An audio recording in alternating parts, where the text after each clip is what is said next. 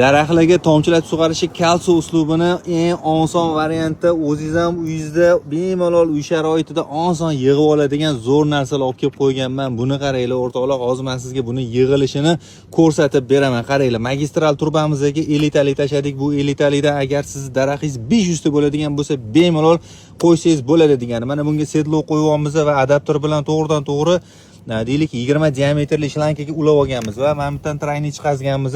Ana endi men sizlarga hozir mana ikkita tomonlama traynik adapterimizni 16 mm mana bunaqa tomchi shlankalarimiz bor. Ko'rib turganingizdek mana shu joydan suv tomadi, soatiga 2 litr. Bu har yarim metrda suv tomadigan shlankamiz bo'ladi. Mana bitta dona daraxtimiz uchun 3 ta dona to'g'ri kelyapti. Ko'rasizlar mana 1 2 mana bitta 3 bo'lyapti. Mana ko'rib turganinglardek hozir mashina masjidga o'rnatishni masalaga ko'rsatib beraman. Qarab turinglar, mana juda ham oddiy, oson narsa-da. Mana bu joydan shunday bo'shatamiz. Bo'shatganimizdan keyin shlankaga shunday tiqib olamiz-da. Qarab turinglar, mana o'zini yo'lkasi ham bor. Mana shunday bosishimiz bilan ko'ryapsizlar, ozgina tishi ham kirib oldi. Ana endi men gaykasini olib kelib turib shunday qotirib qo'yamiz. Bo'ldi. Ana endi mo'shni qotdi bu narsa. Agar davleniya bosim baland bo'lsa, shlanka yorilib ketsa yorilib ketadiki, lekin bu joydan hech qanaqasiga suv qo'yib yubormaydi. Ikkinchi tarafi ham xuddi shunaqa. Qarab turing mana. Hozir mana sal buyoqqa qo'ramiz. Mana ustiga ozgina miyib oldi.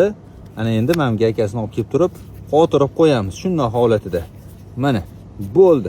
Ana endi nima uchun men bu holatda, tikka holatda masalaga turg'izib ko'rsatib qo'yapman.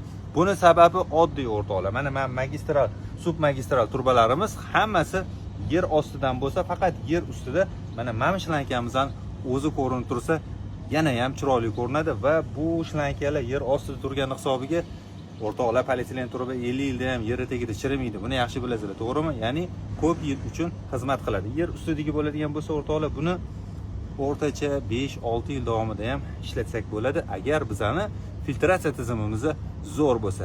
Video yoqqan bo'lsa, bitta like bosib yuboramiz. Shunaqa mahsulotlar kerak bo'lsa, kelaverasizlar joyimizda Toshkentda Sergeli o'zgarishda. Joninglar sog' bo'lsin.